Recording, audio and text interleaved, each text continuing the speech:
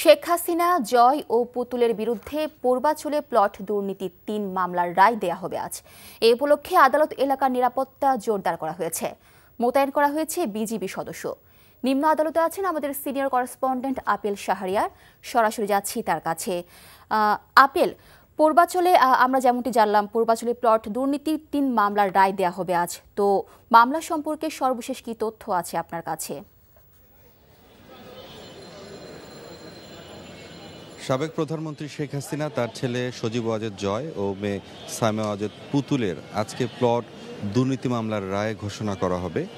বিশেষ জজ আদালত ৫-এর বিচারক আবদুল্লাহ আল মামুন রায় ঘোষণা করবেন।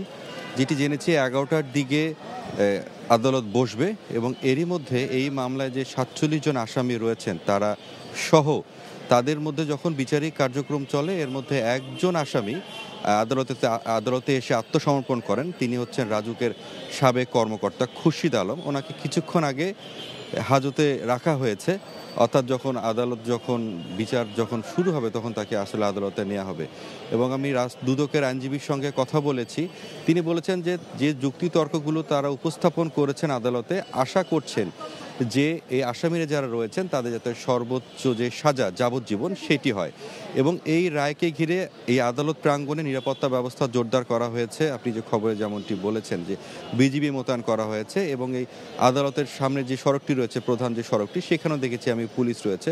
মোটামুটি পর্যাপ্ত নিরাপত্তা ব্যবস্থা নেওয়া হয়েছে যাতে করে এই রায়কে ঘিরে কোনো ধরনের অনাকাঙ্ক্ষিত ঘটনা না ঘটে। দর্শক, আমরা জানছিলাম নিম্ন আদালত থেকে প্লট দুর্নীতির মামলা প্রসঙ্গে।